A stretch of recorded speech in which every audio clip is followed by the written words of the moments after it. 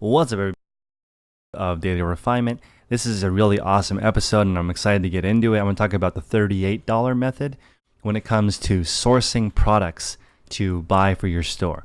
So this model I just came up with from reading the book Predictable Revenue. It's a book by Aaron Ross talking about Salesforce.com. If you guys want to download a copy of it and listen to it on Audible, they are a sponsor, so you can pick up the book for free, see if you like Audible. If you don't like it, you can cancel your subscription. I still get credit, and you get that book for free. So use my link in the description below to check that out. But let's get straight into it. The way that he talks about building up a funnel to get stuff for your store is phenomenal. So I'm just going to go over that book, which is based about Salesforce.com, but apply it to reselling. So we're going to talk about it in order. So we're going to talk about defining the ideal product to sell first. So what category is it? Is it stuff around your house because you're just getting started? Stuff that's local to your area? Maybe you live near a Harley Davidson factory, or near an Allen Edmonds shoe factory, or you live near a bunch of Ross and Burlington, whatever is in your area. That's a good place to start. You might be sourcing electronics, footwear, clothing, vintage. Household goods is probably the number one category online right now. Books, tools, a passion of yours. Maybe you're chasing trends, like you're looking for the 2020 presidential election. You are getting ready to sell hats and shirts and bumper stickers of the top 20 candidates, and you've got it all ready and all those orders ready. And after the presidential debates in a couple of weeks, you're going to start making all that stuff and selling it like crazy for the next 2 years. That's something that you need to take advantage of right now.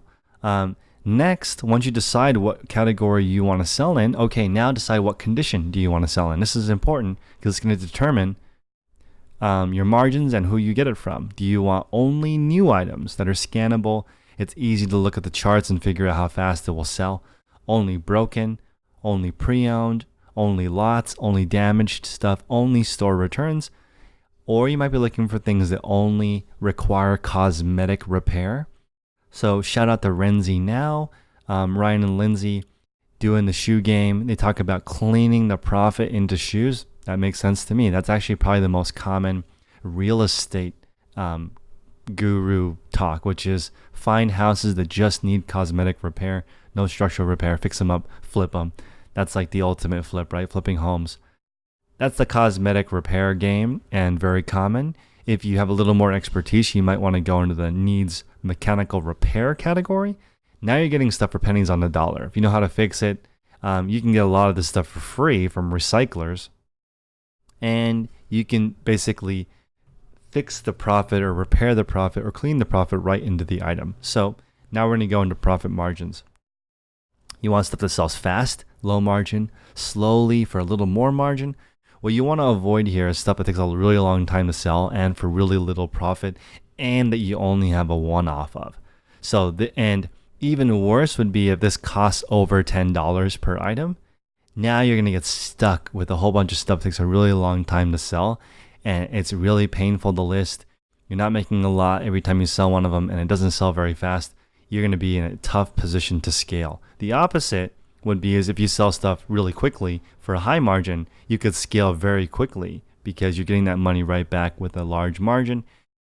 The example that is used in a lot of business classes is Porsche has an extremely high price point, over $100,000, and they sell thousands of them every single year. So that's an example of high profit, very, very high ASP, but still high volume in comparison to some other brands. Porsche does very well. So now you've decided that you want to sell memory cards, and you want to sell only store returns. So where are refurbished memory cards sold? Are they liquidation, wholesale? Do you buy them from auctions? Do you buy them straight from the manufacturers? Where do you get this stuff, right? So you start looking for where it's sold first. And then once you find out where it's sold, start buying some before you ask too many questions and try to reverse engineer where they come from. Ask the people who bought it, where'd you guys get these? Can I buy a wholesale order from you? How many do you have? Start figuring out where they come from, and you have a lot more chance to do business with them if you actually know their name, their email, their phone number, their title. You can get that when you buy one. You can find out who the rep is and start reverse engineering where this stuff's coming from. And that's very, very important. Once you get in, figure out who the person is that you need to contact, now your objective is to find out the top challenges and problems in their world and present your best answers to those issues to those people. And that's going to be how you build that relationship with that person and get that going. This takes roughly 2 to 4 weeks is sort of the number that I've gotten from many people doing this and myself. I have never built a relationship from someone the first time I walked in and they're willing to basically sell me all their good stuff for really cheap. That doesn't really happen right away. And I'm willing to invest probably 6 months into a relationship if I think it's worth it. And I'm going to go over how I think it's worth it. And this is the $38 method. And I think this is really powerful. So let's get into it. $38 method I just invented because these guys, Aaron Ross and Salesforce.com, they were talking about what is a lead worth going after. And somebody answered $10,000 profit net a year. That's a real business opportunity. So I was thinking, wow, that actually applies to reselling in a sense that probably every single Walmart in America is worth $10,000 in profit. If you were to go into there, look at their clearance section and scan everything and look for profitable items, let's say you went there every single day, Monday through Friday after work and scanned to figure out what was selling on eBay and Amazon.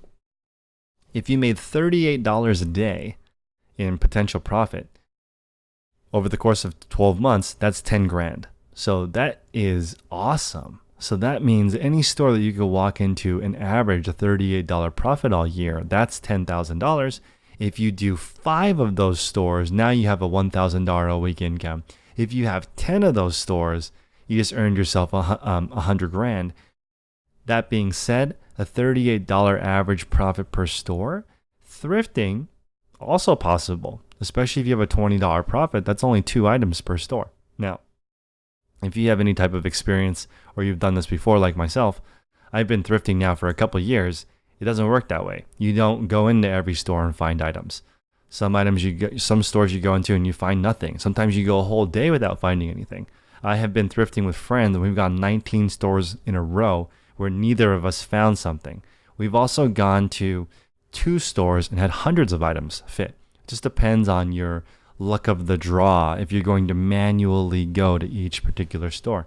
Now, if you have some relationships and you know when the sales are, let's say you're shopping the Nike Friends and Family deal, you already know when the sale is, right? So you just need to show up, be one of the first few people in line.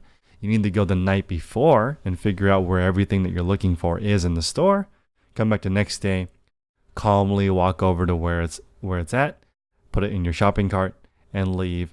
You've got to average $38 22 times a month in order to get that $10,000 per revenue source. This is why the people who really master retail arbitrage in the stores that are near them seem to do better overall than people who just do garage sales. Garage sales, the margins are ridiculous, but you don't really know what you're getting. Those people don't really scale because it's not predictable. But Walmart, Home Depot, Lowe's, these are predictable. If you go there during when they clearance their items and you know when that is, it's as simple as asking a manager, when do you guys mark down your items? I'm not going to cause any issues. I'm going to do my homework. I'm going to be discreet. I'm not going to use a really loud beeper on my phone and make it really obvious to all your customers that I'm taking all of the cheap items. And you don't want to piss them off because they're using those as lost leaders. Another important thing to talk about that's in this book, which again, you guys should download it. It's called Predictable Revenue. Listen to it while you're driving around. And talk about the fact that most of the people who listen to this channel, we're small business owners. Smash the like button if you're a small business owner of under 15 employees. If you're bigger than that, you're probably listening to the wrong channel because we're not doing 8 figures yet. But they talk about new companies go out there and they prospect to get their business, right? They're knocking on doors or calling people, they're hunting, they're looking for the deals. More mature companies actually make their money on their existing customers. They're not looking for new customers. They already have millions of customers. They're just trying to take advantage and maximize who they have. This is why Target doesn't want you buying their items. That's why they have a strict no reseller policy. They don't need resellers. Their final product is the person coming in. That's the goal. That's the purpose of that clearance section, is to draw people in. It's their weekly ad. It's the reason people walk in. The clearance section usually is not the first thing when you walk into a store. They make you walk past a lot of the stuff to get the items that are lower margin, or more likely they're losing money on a lot of these clearance items just to get the traffic to the store. So they do not want you to go there and buy all of them. So there's no carrot for other people to walk into the store. They don't have any bait to get their previous customers back in. So this is something that you should integrate into your store. If you are building a brand and your store is maybe known for vintage accessories, you should run some sales. That way you can get some people to frequently shop your store. And then you don't have to work so hard and get new people every single time. You can bring in another vintage item and you already have that captive audience of people who are looking for that. So hopefully that was useful, guys. Please smash the like button if you think my $38 method is enlightening. And I'll see you guys in the next episode. Take care.